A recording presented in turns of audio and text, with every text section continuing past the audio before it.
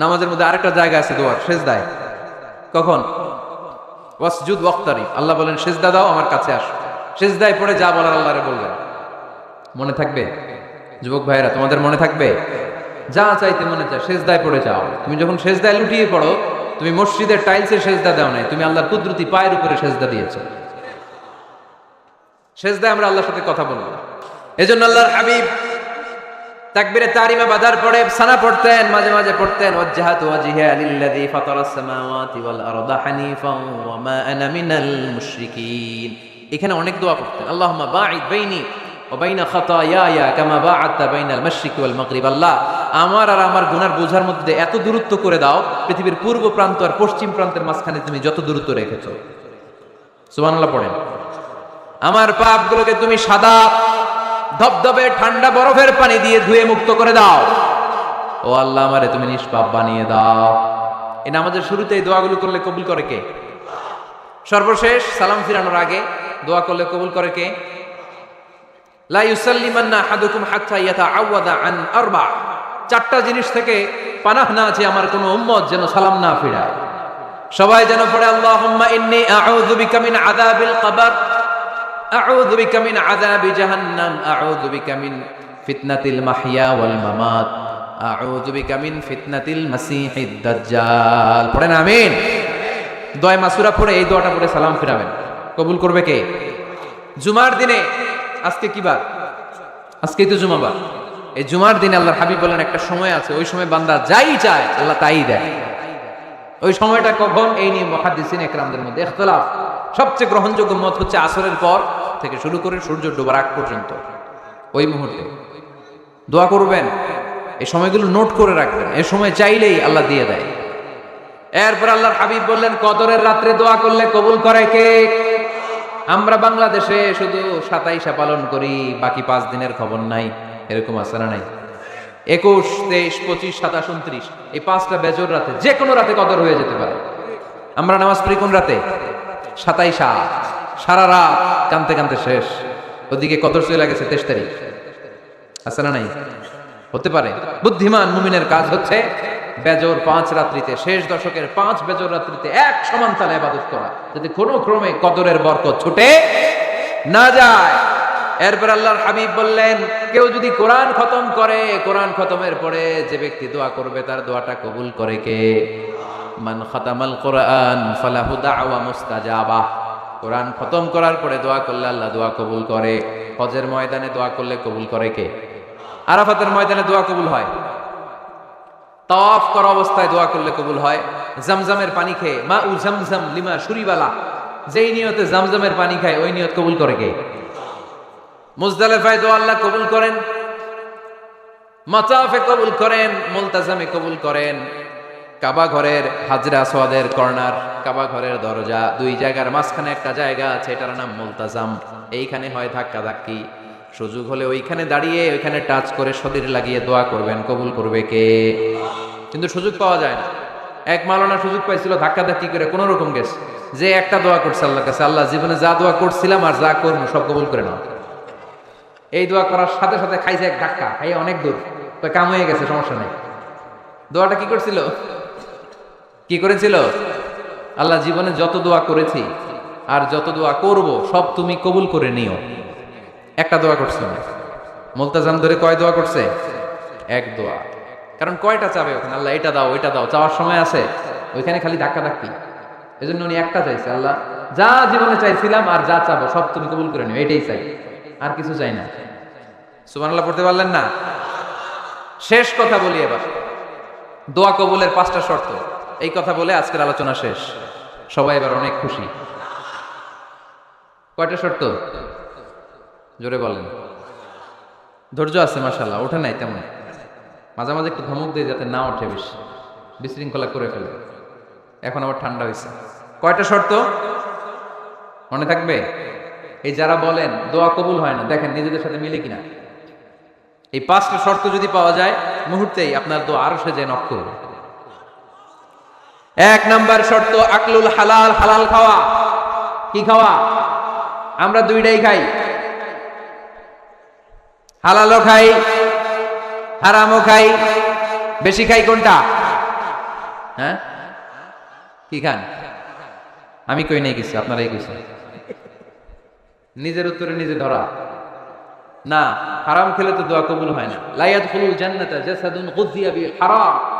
ওই দেহ কখনো জান্নাতে যায় না যে দেহ হারাম খেয়ে বর্ধিত হয়েছে। কেন দোয়া কবুল হয় না? মিলিয়ে নেন নিজের জীবনের সাথে, জাস্ট একটু মিলিয়ে নেন।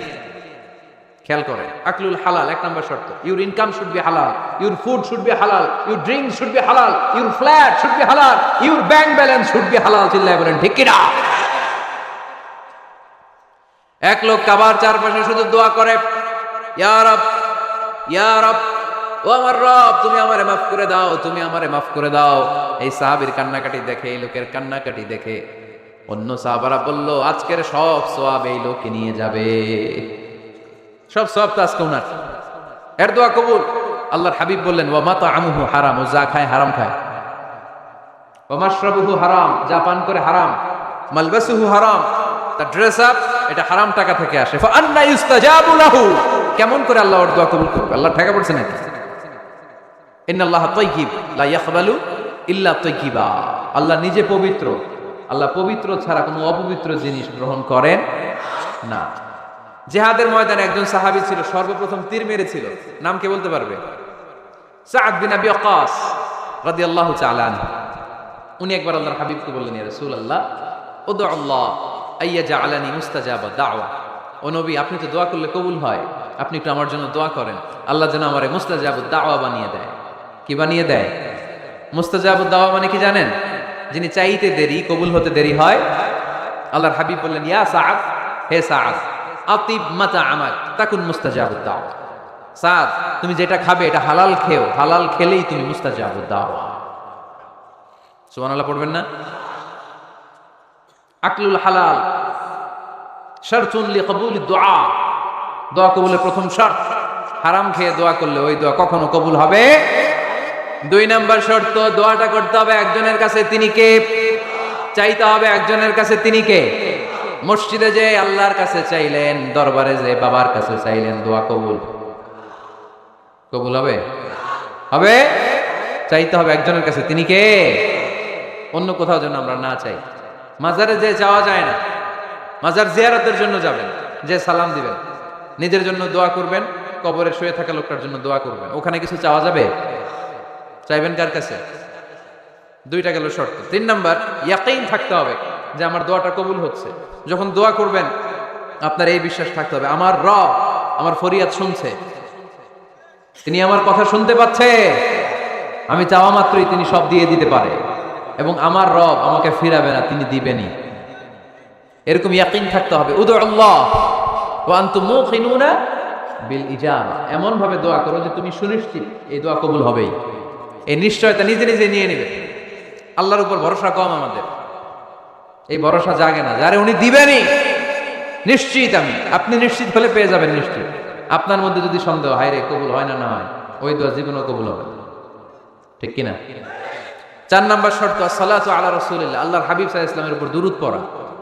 কুল্লু দুআ মাহজুব মাওকুফুন বাইনাস সামাই ওয়াল আরদ, আমরা যা দোয়া করি সব আকাশ জমিনের মাঝখানে পেন্ডিং হয়ে থাকে। মা লাম ইউসাল্লা আলাইহি, আল্লাহর হাবিব বললেন যতক্ষণ না আমার উপর দুরূদ শরীফ পড়া হয়। আওয়াজ করে সবাই পড়েন সাল্লাল্লাহু আলাইহি ওয়াসাল্লাম। আল্লাহর হাবিব সাল্লাল্লাহু আলাইহি সাল্লামের উপর দুরূদ না পড়লে ওই দোয়া কঠিন খালে আল্লাহ কবুল করেন, আকাশ জমিনের মাঝখানে পেন্ডিং। মেসেজ করেছেন আপনার বন্ধুকে, আপনার মোবাইলে টাকা নেই, মেসেজটা কি হয়ে থাকে? পেন্ডিং, তাই না? যখনই টাকা ঢোকাবেন সাথে সাথে সেন্ট, আপনার সব দোয়া পেন্ডিং হয়ে আছে আকাশে। আজকে দুরূদ করে দিবেন, সব সেন্ট মুআল্লাক, সব ঝুলে থাকে। মাহজুবুন মুআল্লাকুন বাইনাস সামাই ওয়াল আরদ। মনে থাকবে ভাইরা?